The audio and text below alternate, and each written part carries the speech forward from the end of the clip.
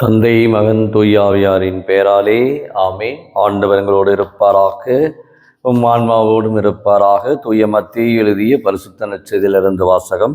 ஆண்டவரே மாட்சி உமக்கே. அதிகாரம் 19 இறை வார்த்தைகள் 23 30 முடிய. காலத்தில் இயேசு தம் சீடரிடம், செல்வர் விண்ணரசுக்கு போவது கடினம் என நான் உங்களுக்கு உறுதியாக சொல்லுகிறேன். மீண்டும் உங்களுக்கு கூறுகிறேன், செல்வர் இறையாட்சிக்கு விற்பதை விட ஊசியின் காதில் ஒட்டகம் நுழைவது எளிது என்றார். சீடர்கள் இதை கேட்டு, அப்படியானால் யார்தான் மீட்பு பெற முடியும் என்று கூறி மிகவும் வியப்படைந்தார்கள். இயேசு அவர்களை கூர்ந்து நோக்கி, மனிதரால் இது இயலாது, ஆனால் கடவுளால் எல்லாம் இயலும் என்றார். பின்பு பேதுரு இயேசுவை பார்த்து, நாங்கள் எல்லாவற்றையும் விட்டுவிட்டு உம்மை பின்பற்றியவர்களாயிட்டே, எங்களுக்கு என்ன கிடைக்கும் என்று கேட்டார். அதற்கு இயேசு, புதுப்படைப்பின் நாளில் மானிட மகன் தமது ஆட்சி மிகு அரியணை வீற்றிருப்பார். அப்போது என்னை பற்றி நீங்களும் இஸ்ராயல் மக்களின் 12 குலத்தவருக்கும் நடுவலாய் 12 அரியணை வீற்றிருப்பீர்கள் என உறுதியாக உங்களுக்கு சொல்லுகிறேன்.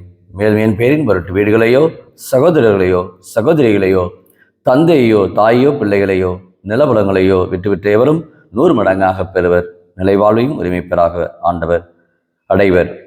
ஆனால் முதன்மையானவர் பலர் கடைசியாவர், கடைசியானவர் பலர் முதன்மையாவர் என்றவரிடம் கூறினார். இது வாழ்வு தரும் கிறிஸ்துவின் நற்செய்தி. கிறிஸ்துவே உமக்கு புகழ். இயேசுவில் பிரியமான சகோதர சகோதரிகளே, ஆகஸ்ட் மாதத்துடைய 19ஆம் நாளாகிய இன்று தாயாம் திருவையானது புனித யூட்ஸ் அருளப்பர் என்பவரை நினைவு கூறுகின்றது. இவர் ஏறக்குறைய 17ஆவது நூற்றாண்டிலே பிறந்தவராக, தன் வாழ்நாளிலே எளிமையிலும் அன்பிலும் வாழ்ந்தவராக, தன்னுடைய அன்றாட வாழ்விலே பல பணிகளை இவர் எடுத்து ஆற்றியிருக்கின்றார். பல்வேறு வாழ்விலே இவர் இறை நம்பிக்கையோடு இருந்திருக்கின்றார். தன்னுடைய வாழ்விலே இந்த குருத்துவ இந்த படிப்பை பற்றியும் அதனுடைய அந்த எளிமைத்தனத்தை பற்றியும் தன்னுடைய அன்றாட வாழ்விலே ஜப தப ஒருத்தல்லே வாழ்ந்திருக்கின்றார். நல்லாயன் கன்னியர் சபையையும் இவர் ஏற்படுத்தி இருக்கின்றார். அந்த அளவுக்கு இவர்கள் திரு ஆண்டவரிடத்திலே நம்பிக்கை கொள்ள வேண்டும். ஒரு முறை புனித ஜெற்றுவல்ல அம்மாவுக்கு தன்னை வெளிப்படுத்தியிருக்கின்றார்.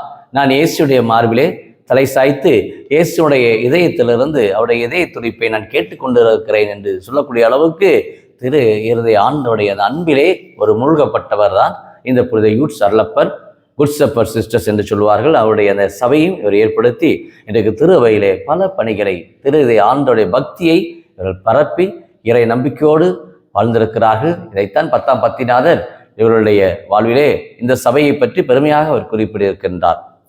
இன்றைய நற்செய்தியை நாம் பார்க்கிற பொழுது ஆண்டவர் செல்வர் விண்ணரசில் போவது மிக கடினம் என்று சொல்லுகிறார். எதற்காக அவர் சொல்லுகிறார் என்றால், யார் தங்களுடைய வாழ்க்கையிலே தங்களுடைய வாழ்விலே கடவுள் எங்களுக்கு வேண்டாம், ஆலயம் வேண்டாம், எல்லாம் என்னால் கூடும் என்ற ஒரு மமதையில் வாழக்கூடிய அந்த மக்களிடத்திலே, கடவுளை விட்டு வெகுதலை வாழக்கூடிய அந்த மக்களிடத்திலே தான் வெறும் பணம் போதும், செல்வம் போதும், பதவி போதும், புகழ் போதும் என்ற ஒரு நிறைவிலே வாழக்கூடியவர்களை ஆண்டவர் இன்றைக்கு சாடுகின்றார்.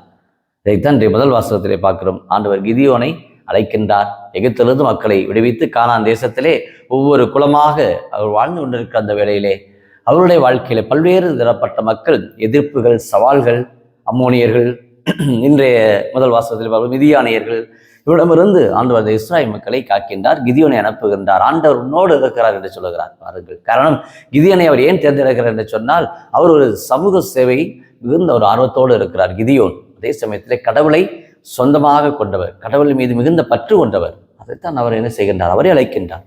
இதைத்தான் நம் மனித வாழ்விலே பார்க்கிறோம். கடவுள் தங்களுடைய வாழ்விலே இறை அருளை வெளிப்படுத்துகிறார். யாரிடத்திலே?